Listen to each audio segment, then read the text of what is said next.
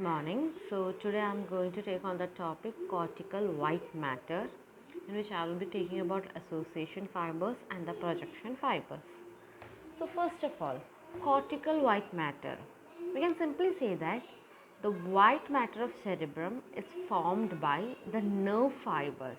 That is, the white matter of the cerebrum will be formed by the nerve fibers which is present in the cerebrum, and it consists of myelated fibers which helps to connect the various parts of cortex to other and to the other parts of CNS. That is, they will be having a myelated fibers which connects a part of cortex to another one and to the other part of CNS, that is central nervous system. And in this we are having, that means the white matter will be formed of commercial fibers, association fibers and projection fibers, where I am going to say about the association fibers and projection fibers. So association fibers can simply say that they are the fibers which connects different parts of same cerebral hemisphere. That is, same cerebral hemispheres, different parts are being connected, and it can be divided as short association fibers and long association fibers. So, short association fibers. It connects the adjacent gyri to one another. Gyri, we have seen it before classes properly and clearly. So, here it said that short association fiber helps to connect the adjacent gyres to one another, and they are also called as the U fibers. They can also be called as U fibers, and this lies immediately beneath, that is just down the gray substance of cortex, and it connects together with adjacent gyri. That is, we can say it in U fibers, or it can be called as U fibers, and it is present just below the gray substance of the cortex, which helps to connect the other adjacent gyri. And here some of which from one wall of the sulcus to another it can be passed, and they interconnects the modality specific primary with secondary sensory association area, and then it connects with the multimodal sensory area which is located at its border.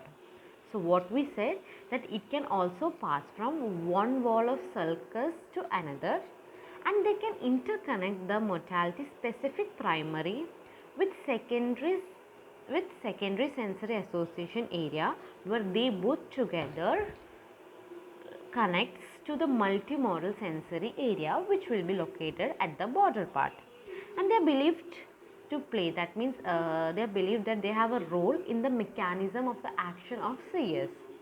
So this is short association fibers, which is the short association fiber helps to connect the adjacent gyres of one another, and they can be called as U fibers, which lies just below or beneath the gray substance of cortex and connects to adjacent gyri, and they can also pass from one wall of the sulcus to another, and they can interconnect the modality specific primary and the secondary sensory association area with the multimodal sensory area which is located at its border, and they have a role, we can believe that, they play a role in the mechanism action of CS. So that's all about the short association fibers.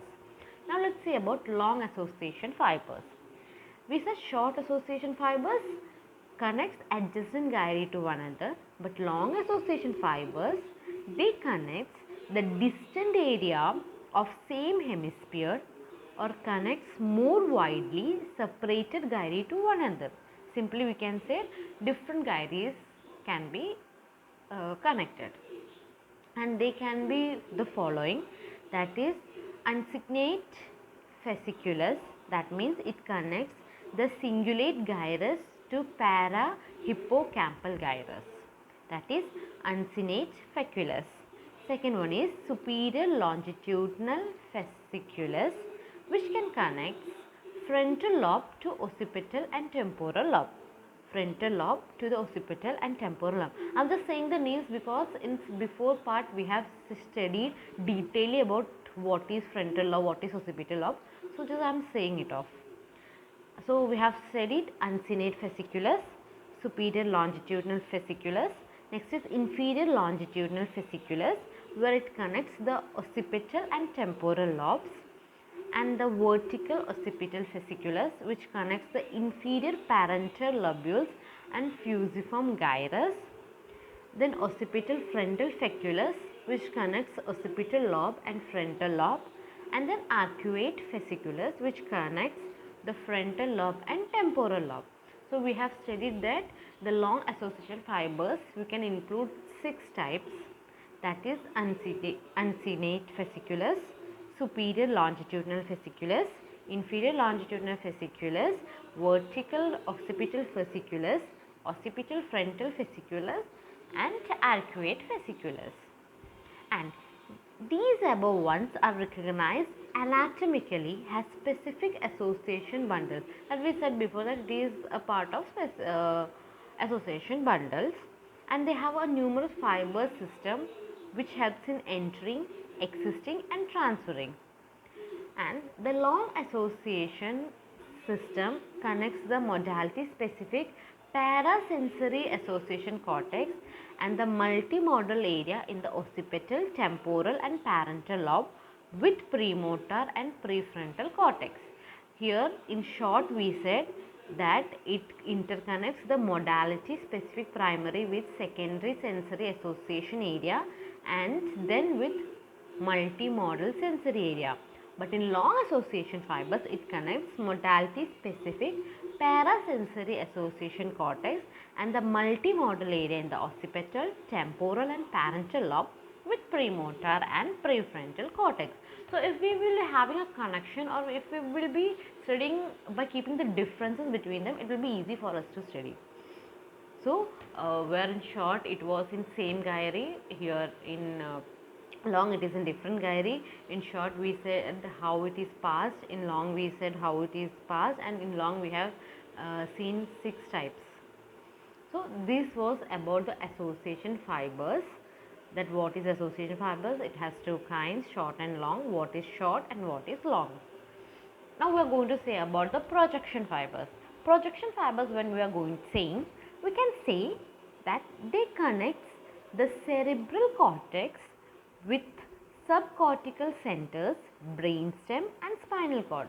That is, the projection fibers helps to connect cerebral cortex with subcortical centers, brainstem, and spinal cord. It connects with 3 of them. For example, if we are saying, we can say internal capsule containing corticospinal tract. Now it said that in the neocortex, the projection neurons are excitatory neurons that sends axon to distant brain targets. Here in projection fibers, it consists of 2 types, that is efferent fibers and efferent fibers. Consists of efferent fibers and efferent fibers, which unites the cortex with lower part of the brain and spinal cord. That is, this efferent fibers and efferent fibers connects the lower part of brain and with spinal cord. So we can see what is efferent and what is efferent. Efferent fibers. The motor tract occupying the genu and anterior 2/3 of the occipital part of internal capsule and consist of. So efferent fibers, we can say they are the motor tract where they occupy the genu and anterior 2/3, occipital parts 2/3 portion of internal capsule it will be occupied, and it consists of the geniculate fibers, that is which in the medulla and end of the motor nuclei of the cranial nerves of opposite side, that is the geniculate fibers, which can be decussate in the it can be seen in the medulla and the end in the motor nuclei of the cranial nerve of opposite side, and the cerebrospinal fibers, which are prolonged through the medullary pyramids into the spinal cord, in that 2 portions. And second one is the corticopontine fibers ending in the pontine nuclei. So efferent fibers, we can say that motor tracts, they are the motor tracts which they can be seen from genu and two-third portion of the optical part of intercapsule, and which have the two types that we said, geniculate fibers and cerebrospinal fibers. And then we said that they have a corticopontine fibers that helps in the ending in ponite nuclei. That is about the efferent fibers. Now we are going efferent fibers. Now we are going to say about the afferent fibers. That is, the afferent fibers are the lemniscus, which are not interrupted in the thalamus. These afferent fibers are the superior cerebellar peduncle, which are not interrupted in the red nucleus and thalamus. That means these afferent fibers are a superior cerebral peduncle, but it will not interrupt, or it will not